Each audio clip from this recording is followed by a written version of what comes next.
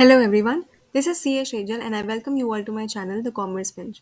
तो आज हम जिन वैकेंसीज की बात करेंगे that have been brought by New Mangalore port authority. This comes under the government of India, ministry of ports, shipping and waterways.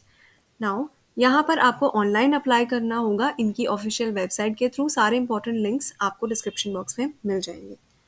Commencement of online registration इन्होंने यहाँ पर तो 28 नवंबर दे रखा है। हाउएवर आप इनकी वेबसाइट पे जाओगे तो आपको वहाँ पर लिखा मिलेगा कि 29 नवंबर से स्टार्ट होगा।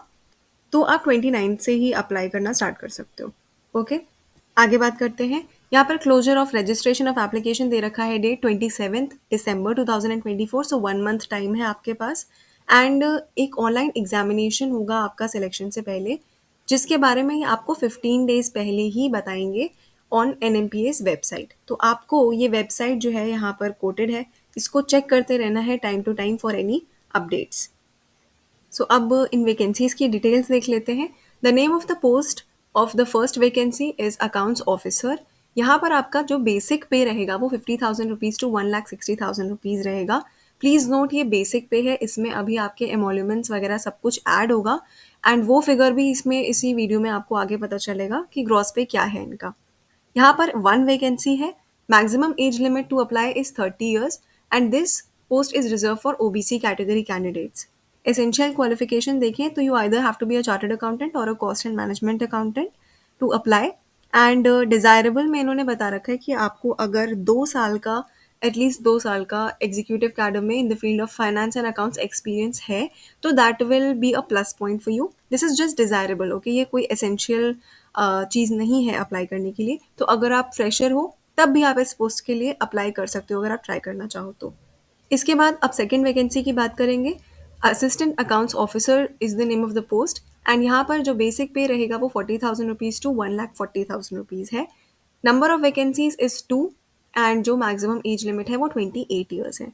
सो इन दो वैकेंसीज में से one is for unreserve category and the other one is reserve for PWBD category. So यहाँ पर भी क्वालिफिकेशन में आपका CA होना या फिर CMA होना ज़रूरी है।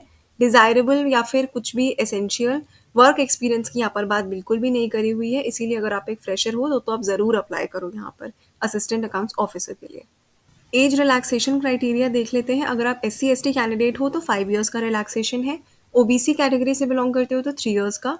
PWBD कैंडिडेट हो तो 10 years का रिलैक्सेशन है। बट अगर PWBD plus SC ST candidate हो तो 15 years।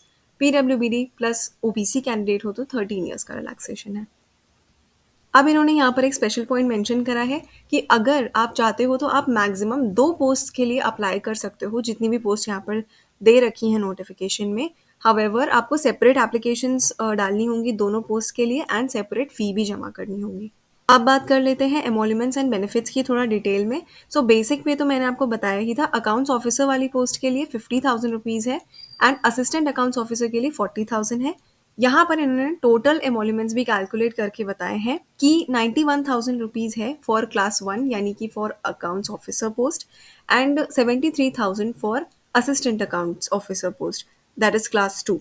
ओके, सो यहाँ पर इन्होंने ये भी बोला है कि इसमें HRA भी ऐड हो जाएगा। अगर आप इनके रेसिडेंस में नहीं रहते हो तो आपका HRA भी इन दोनों में ऐड होगा 91,000 एंड 73,000 में। अब जैसा मैंने आपको बताया था कि एक आपका ऑनलाइन एग्ज़ाम होगा, उसका स्ट्रक्चर देख लेते हैं यहाँ पर। तो ये आपका ऑब्जेक्टिव टाइप होगा एंड क्या क्या चीज़ें पूछी जाएंगी। सब्जेक्ट नॉलेज के बेसिस पे आपसे क्वेश्चन पूछे जाएंगे। Test of reasoning, quantitative aptitude, general awareness and English language. Number of questions में सबसे ज़्यादा क्वेश्चंस तो आपके सब्जेक्ट नॉलेज से ही पूछे जाएंगे, फाइनेंस एंड अकाउंट से। एंड बाकी तो सब सेक्शंस में 15 क्वेश्चंस आएंगे। मैक्सिमम मार्क्स भी 100 है फर्स्ट वाले में सब्जेक्ट नॉलेज में एंड बाकी सब में 15 है। टोटल ड्यूरेशन आपको जो मिलेगा वो 120 मिनट्स मिलेगा। इसके अलावा फॉर ईच इनकरेक्ट आंसर आपका 1/4 मार्क्स डिडक्ट भी हो जाएगा। And in order to qualify for the shortlisting आपको मिनिमम मार्क्स क्या अचीव करना है। जनरल कैटेगरी को 40%, OBC कैटेगरी 35% एंड अगर आप SC ST and PWB candidate हो तो 30%। नाउ कट ऑफ स्कोर जो है ये आपका, ये जो परसेंटेज दिया है ये सेक्शन वाइज भी देखा जाएगा एंड टोटल में भी देखा जाएगा, राइट। ये आप देख रहे हो ना मैक्सिमम मार्क्स, तो सेक्शन वाइज भी होगा एंड टोटल में जो 160 है उसका भी देखा जाएगा। सिलेक्शन प्रोसीजर देख लेते हैं एक बार। यहाँ पर इन्होंने साफ तौर पर लिखा है कि जो क्लास 1 पोस्ट है, यानी कि हमने जो पढ़ा अकाउंट्स ऑफिसर वाला पोस्ट जो है, उसमें आपका ऑनलाइन टेस्ट, अगर आप शॉर्टलिस्ट हो जाते हो ऑनलाइन टेस्ट वाले में, तो फिर आपको इंटरव्यू के लिए कॉल आएगा एंड आपका इंटरव्यू होगा। जो लिस्ट है, list of candidates shortlisted for interview, ये इनकी वेबसाइट पर ही आएगा, वहाँ से आपको चेक करना होगा। एंड आपका जो फाइनल सिलेक्शन होगा वो आपके ओवरऑल परफॉर्मेंस के बेसिस पे होगा, आपके ऑनलाइन एग्जामिनेशन एंड इंटरव्यू के ओवरऑल परफॉर्मेंस के बेसिस पे। एप्लीकेशन फ़ी देख लेते हैं अब। वैसे यहाँ पर application fee 475 rupees plus GST है। However if you are an SC ST और पीडब्ल्यूडी कैंडिडेट तो आप एग्जेम्प्टेड हो, आपको कोई फ़ी सबमिट नहीं करनी होगी। इस ऑनलाइन टेस्ट के लिए आपका एग्जामिनेशन सेंटर मैंगलोर ही रहेगा एंड ये ऑनलाइन ही कंडक्ट होगा बट इन मैंगलोर। अप्लाई आपको इनकी वेबसाइट से ही करना होगा।